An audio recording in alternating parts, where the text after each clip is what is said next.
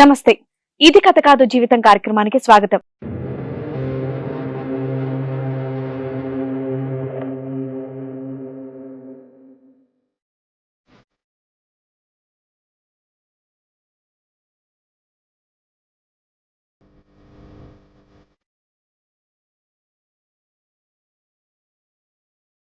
పెళ్ళైంది గాని పెళ్ళంగా మాత్రం ఎప్పుడూ నాతో బిహేవ్ చేయలేదు. నేను ఎంత ప్రేమను అందిస్తున్నా నన్ను అంతే ద్వేషంగా చూస్తుందని చెప్పేసి అంటున్నాడు శ్రీకాంత్. తన భార్యని మార్చి తనతో పంపించమని చెప్పేసి కోరుకుంటున్నాడు శ్రీకాంత్. మరి కార్యక్రమంలో మనతో పాటు ఉన్నారు ప్రముఖ హైకోర్టు అడ్వకేట్ రమ్య ఆకుల గారు, ప్రముఖ సైకియాట్రిస్ట్ డాక్టర్ కళ్యాణ్ చక్రవర్తి గారు. నమస్తే కళ్యాణ్ గారు. నమస్తే రమ్య మేడం. చెప్పండి శ్రీకాంత్ గారు. నమస్కారం మేడం. నమస్తే. నమస్కారం సార్. నా పేరు శ్రీకాంత్ అండి. నేను హైదరాబాద్ లో ఉంటాను. నాకు పెళ్ళయి 2 years అయింది మేడం. ఓకే. లవ్ మ్యారేజా? కాదు madam, arrange marriage. Okay. 2 years అయింది. మా ఆవిడ ఒక జాబ్ చేస్తుందండి ఆఫీస్ లో. ఓకే. మేము 2 years నుంచి బాగానే ఉంటున్నాము. బాగానే ఉండడం అంటే తను నా దగ్గర బాగోలేదు, అంటే కొంచెం అయిష్టంగా ప్రవర్తించడం, ఎప్పుడు ఫోన్లు మాట్లాడడం, ఎప్పుడు చూసినా ఆన్లైన్లో ఉంటుంది, ఫోన్లో మాట్లాడుతుంటుంది. నేను సరే ఎవరితో మాట్లాడుతున్నావు అని చెప్పి అడిగితే మా అమ్మకి చేసా, మా నాన్నకి చేసా అని చెప్తుంది. సరే అని చెప్పి నేను కొద్ది రోజులు అలాగే చూశాను మేడం. మళ్ళా రోజు రోజుకి అదే పెరుగుతూ వచ్చింది మేడం. కొద్ది రోజుల తర్వాత తను వింటదిలే, చెప్పిన మాట వింటదిలే, తెలుసుకుంటుందిలే అని చెప్పి నేను స్టార్టింగ్ నుంచి ఇప్పటి వరకు తనని అర్థం చేసుకుంటూనే ఉన్నాను మేడం. ఏ రోజు నన్నైతే తనైతే అర్థం చేసుకోవడం కానీ, నాతో సరిగ్గా మాట్లాడడం కానీ, దగ్గరకు కూడా రానివ్వకుండా ఇబ్బంది పెడుతుంది. సరే అని చెప్పి మామూలుగా ఒకరోజు నేను కిరాణా షాప్ పెట్టుకున్నాను మేడం. ఒకటి కిరాణా షాప్ సరుకులకు అని చెప్పి ఒకసారి అట్లా బయటికి వెళ్తుంటే ఒకసారి తను రోడ్డు మీద కనిపించింది. రోడ్డు మీద కనిపిస్తే సరే ఎందుకు మా ఆవిడలా ఉందని చెప్పి నేను ఫోన్ చేశాను. ఫోన్ చేస్తే ఫోన్ లిఫ్ట్ చేసి నేను ఆఫీస్లో ఉన్నాను అని అన్నది. ఎక్కడున్నావు అని చెప్పి అడిగితే ఆఫీస్లో ఉన్నా నేను అన్నది. అవునా, సరే అని చెప్పి ఆ రోజు నేను పట్టించుకోలేదు. మళ్ళా ఒక 3 days తర్వాత కూడా సేమ్ ప్లేస్లోనే ఒక అబ్బాయితో కనిపించింది మేడం. ఒక అబ్బాయితో కనిపించింది. ఎవరితో అని చెప్పి అంటే నేను కొంచెం దగ్గరికి వెళ్ళి చూశాను. మా ఆవిడ కాదు కదా, మా ఆవిడ ఆఫీస్కి వెళ్తుంది కదా, మా ఆవిడ ఎలా ఉంది తనా కాదా అని చెప్పి కొంచెం దగ్గరికి వెళ్ళి చూద్దామని చెప్పి కొంచెం చాటుగా వెళ్ళి కొంచెం దగ్గర నుంచి చూశాను. చూసిన తర్వాత మా ఆవిడే తనని బాగా క్లోజ్గా మాట్లాడడం, తనతోటి నవ్వుతూ మాట్లాడడం, చేతులేసి మాట్లాడడం, అంతా మాట్లాడుకున్నారు. నేను చూశాను మా ఆవిడ అని చెప్పి నాకు కన్ఫర్మ్ అయింది. తర్వాత లాస్ట్లో వీళ్ళు ఇంటికి వెళ్ళేటప్పుడు కూడా హగ్ చేసుకొని మరి ఇంటికి వెళ్ళిపోయారు. ఇంటికి వెళ్ళిన తర్వాత ఈవినింగ్ అడిగాను, మీరు ఆఫీస్కి వెళ్ళారా ఈరోజు అని చెప్పి అడిగితే, అవునండి ఆఫీస్కి వెళ్ళాను, ఆఫీస్కి వెళ్ళకుండా రోడ్ల మీద తిరుగుతానా, అక్కడ ఇక్కడ తిరుగుతానా, వాళ్ళతో వెళ్తే తిరుగుతానా అని చెప్పి నన్ను దబాయించింది. సరే అని చెప్పి ఇది జరిగిన విషయం వీళ్ళ ఇంట్లో అమ్మ నాన్నలకి చెప్దామని అనుకున్నా. కానీ తనకు ఒకసారి నాకు చెప్దాం మన వరకు నచ్చి చెప్దాం, వింటదేమో, తెలుసుకుంటుందేమో అని చెప్పి నేను వేరే విధంగా ఆ అమ్మాయిని డైరెక్ట్గా అడగకుండా కొంచెం తెలియకుండా అడిగాను అనమాట. ఏంటి ఇలా వెళ్ళావంట, ఎవరో నిన్ను చూశారంట రోడ్డు పైన, ఎవరో చూసినట్టుగా రోడ్డు మీద అడిగితే అలా ఏం లేదండి, అలా ఇలా అని చెప్పేసి పైకి వెళ్ళిపోయింది. ఇంటి పైకి నుంచి వెళ్ళిపోయి తను ఫోన్ మాట్లాడడం. నేను అడిగాను, అలా ఏం లేదు, అట్లా లేదు ఇట్లా లేదు అని చెప్పి నా మీద కొంచెం సీరియస్ అయ్యి కోప్పడి ఇంటిపైకి వెళ్ళిపోయి ఫోన్ మాట్లాడడం, మళ్ళీ ఫోన్లు చేసి మాట్లాడుతుంది. ఎవరితో మాట్లాడుతుందో ఏంటో నాకైతే అర్థం కాలేదు. తర్వాత నాకు ఈరోజు కన్ఫర్మ్ అయిపోయింది కదా, నిన్న కన్ఫర్మ్ అయింది కాబట్టి నా ప్రాబ్లంకి సొల్యూషను మీరు పెద్దవాళ్ళు ఉన్నారు, మీరు చెప్తే తెలుసుకుందామని చెప్పి నేను ఇక్కడికి వచ్చాను సార్. ప్రాబ్లంకి సొల్యూషన్ అంటే నువ్వేంటి ఆ అమ్మాయి మీద అనుమాన పడుతున్నావా, లేదా నీ దగ్గర ఏమైనా ఎవిడెన్స్లు ఉన్నాయా? ఎవిడెన్స్లు ఉన్నాయి మేడం. ఎవిడెన్స్ మా వాళ్ళకి ఇచ్చారన్నారు, అదేనా? ఓకే. ఎవిడెన్స్లు మరి చూశాను, ప్రత్యక్ష. అవును, నువ్వు చూసావు కదా, మరి నీకు కావాల్సిన న్యాయం ఏంటి ఇందులో?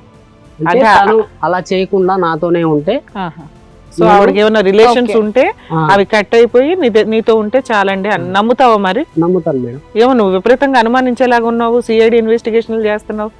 అలా ఏం లేదు మేడం, నా బాధ నేను చెప్పుకున్నాను అంతే. ఒకవేళ ఆ అమ్మాయికి జరిగింది. ఎవరితో అలా సంబంధం ఉన్నా కూడా నీకు పర్వాలేదా? కట్ అంటే- చేసేసి వస్తే చాలా. అంతే మేడం. అబ్బో.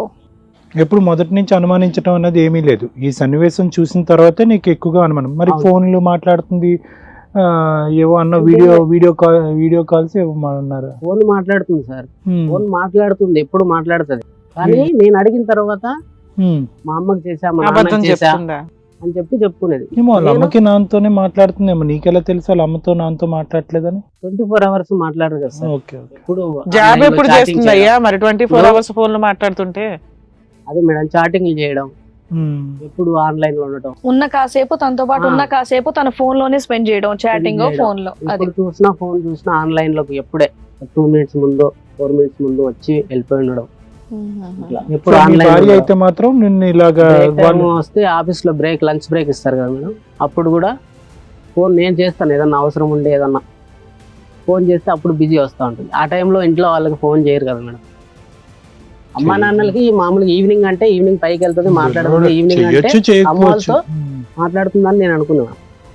ఆఫీస్ లో ఎందుకని break ఆ time లో అమ్మాయికి సంబంధం ఉన్నా కూడా కావాలని ఎందుకు అనుకుంటున్నావు? అప్పుడు కనిపెట్టడం ఎందుకు? సైలెంట్ గా ఉంటే సరిపోద్ది కదా. మీ ఆవిడ పతివ్రత కదా నీ దృష్టిలో. ఇప్పుడు కనిపెట్టి ఆవిడ ఆల్రెడీ తిరిగిపోతున్న లెక్క వచ్చేసింది కదా, అలాంటి అమ్మాయి కావాలని ఎందుకు అనుకుంటున్నావు? అలాంటి అమ్మాయి అంటే నేను తనని కావాలనుకున్నాను మేడం. కావాలనుకున్నప్పుడు కనిపెట్టకుండా ఉంటే అయిపోయేదిగా. కనిపెట్టేసావు, ఇప్పుడు అంటే నేను- ఆ అమ్మాయి గిల్టీగా నేను ఉంటుంది కదా లైఫ్ కావాలని అంతా. తనని రెక్కి చేసి నేను వెళ్ళి చూడలేదు. మా ఆవిడలా ఉందని చెప్పి వెళ్ళి చూశాను. మా ఆవిడలా ఉంది అని చెప్పి నేను వెళ్ళి చూడడం జరిగింది. అది ఒక్కసారి. అంతకుముందు నువ్వు ఎప్పుడు ఆ అమ్మాయిని అమ్మాయి వెంట వెళ్ళటము, ఆఫీస్కి వెళ్తుందో లేదో చెక్ చేయటం అలా ఎప్పుడు అలా జరగలేదు? ఎప్పుడు చేయలేదు సార్ నేను. ఎందుకంటే తన మీద నమ్మకం ఉండేది. కొంతమంది ఒకరు ఒకలా ఉంటారు, తను కూడా ఒక టైప్ అనుకున్నా. సరే అని చెప్పి సర్దుకుపోయాను 2 సంవత్సరాలు. సరే అమ్మా. శ్రీకాంత్, నీ వర్షన్ అనేది విన్నాం కాబట్టి. కాదు మేడం, ఇప్పుడు ఆ అమ్మాయి ఎలాంటిదైనా కానీ తను మారి దగ్గరకు వస్తే చాలు అన్నావు. అవును, నీ అవును. దృష్టిలో ఏంటంటే అదంతా జస్ట్ ఏదో నీకు కనిపించింది కాబట్టి కనిపెట్టానండి అని. ఇదే డైలాగు నాకు భార్య కావాలండి అని ఇదే స్టాండ్ మీద నువ్వు ఈ ఎపిసోడ్ అయిపోయేలోపు ఉండండి. ఎందుకంటే మా వాళ్ళు తీసుకొచ్చిన ఎవిడెన్స్లు మీరు అదే స్టాండ్ మీద ఉంటారా లేదా అనేది మాకు అర్థమవుతుంది. ఓకేనా? ఓకే. ఓకే, మరి ఇప్పుడు శ్రీకాంత్ చెప్పింది విన్నాం కాబట్టి మరి అనురాధ చెప్పేది కూడా మనం అట్లాగే. విన్నామండి. అనురాధ గారు. నమస్కారం కూర్చోండి. మేడం. తిన్న హస్బెండ్ మ్. మ్యారేజ్ అయ్యి 2 years అవుతుంది. మ్. తనంటే నాకు చాలా ఇష్టం, కానీ తను ఎప్పుడు ఒకలాగా అంటే పెళ్ళైనప్పుడు ఉన్న ఎఫెక్షన్ మ్. రోజు రోజుకి తగ్గిపోతుంది. అది ఎందుకు ఏంటనేది నాకు కూడా అర్థం కాదు. ఏంటి ఫోన్లో మాట్లాడుతూ ఉంటావు, బయటికి వెళ్తూ ఉంటావు, ఎందుకు అలా చేస్తున్నావు, ఇలా చేస్తున్నావు, ప్రతిదానికి అనుమానం. ఏం చేయాలనేది నాకు కూడా అర్థం కాకపోయేది. తను ఎక్కువగా షాప్లో ఉండేది, నాతో అస్సలు టైం స్పెండ్ చేయకపోయేది, నేను చెప్పింది ఏది వినకపోయేది. నాకు ఎటైనా వెళ్ళాలి, నాకు సరదాలు సంతోషాలు ఉంటాయి కదా మేడం, ఎవరితో పంచుకోవాలి, తను ఏమి షేర్ చేసుకోకపోయేది. అలా అని చెప్పేసి నేను ఆఫీస్ వర్క్లో ఉన్నా కూడా ఎవరితో మాట్లాడుతున్నావు, ఎంతసేపు ఆన్లైన్లో ఉంటావు, ఏదో వర్క్లో ఉండి నేను ఆన్లైన్లో ఉంటాను, ఏదో వర్క్ చేస్తూ ఉంటాను, ఇంతసేపు ఉంటావా, ఎవరితో చాట్ చేస్తున్నావు, ఎవరితో మాట్లాడుతున్నావు, నీకు ఈ టైం వరకు అవసరమా, అది ఇదని చెప్పేసి ఎప్పుడు నన్ను అలా అవాయిడ్ చేస్తూ ఉండేది. ఏమన్నా అడిగితే నీకు నేను ఇష్టం లేదు, నువ్వెందుకు నన్ను ఇలా అంటున్నావు అని చెప్పేసి తను ఎప్పుడూ నన్ను ఇష్టం లేనట్టే బిహేవ్ చేసేది. నాకు ఆ బిహేవియర్ అస్సలు నచ్చకపోయేది. సరే ఇంట్లో వాళ్ళకి చెప్దామా అంటే చీటికి మట్టికి చెప్పుకోవటం ఎందుకు, హస్బెండ్ వైఫ్ అనేది ఇద్దరు పర్సనల్ కదా, బయటికి వెళ్ళొద్దు ఏది కూడా అని చెప్పేసి నేనే అలా దాచుకునేది, చాలా బాధపడేది. సరే అని చెప్పేసి యథావిధిగా రోజు ఆఫీస్కి వెళ్ళేది వచ్చేది, కానీ తన అనుమానం అనేది తగ్గట్లేదు, రోజు రోజుకు పెరుగుతుంది.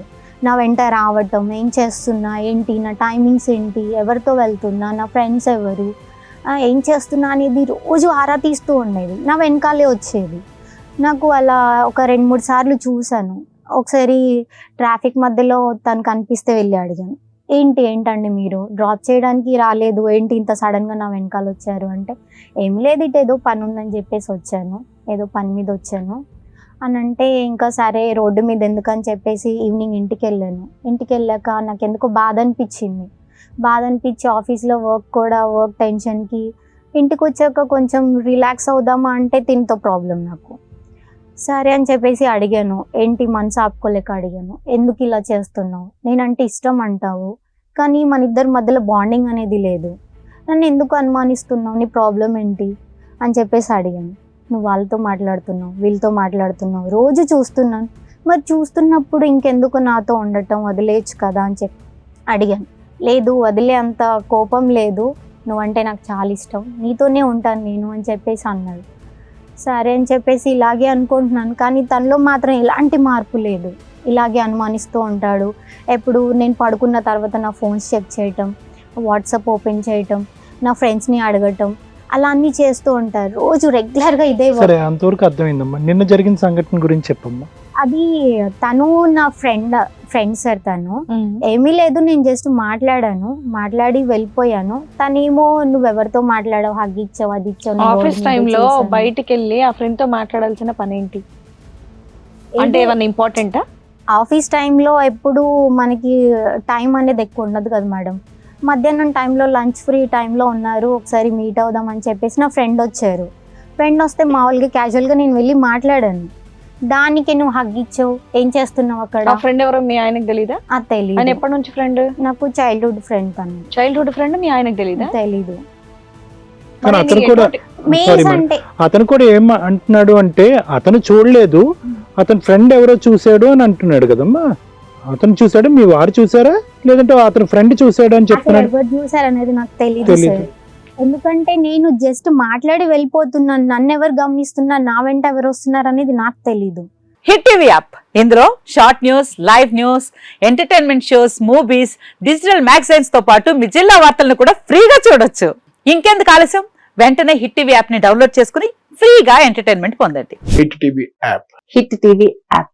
Please download hit TV app. Hit TV యాప్ని ఫ్రీగా డౌన్లోడ్ చేసుకొని ఎంజాయ్ చేయండి. మీకు నచ్చిన ఎంటర్టైన్మెంట్ కోసం హిట్ టీవీ యాప్ ని ఫ్రీగా డౌన్లోడ్ చేసుకుని ఎంజాయ్ చేయండి. హిట్ టీవీ యాప్ని డౌన్లోడ్ చేసుకుని ఆస్వాదించండి, ఆశీర్వదించండి. ఇంతమంది సెలబ్రిటీలు హిట్ టీవీ యాప్ ని డౌన్లోడ్ చేసుకోండి అని చెప్తున్నారంటే ఎంత మంచి యాప్ ఆలోచించండి.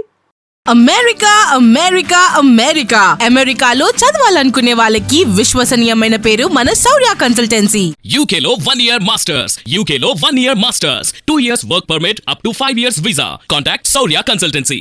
Contact 89851 89851.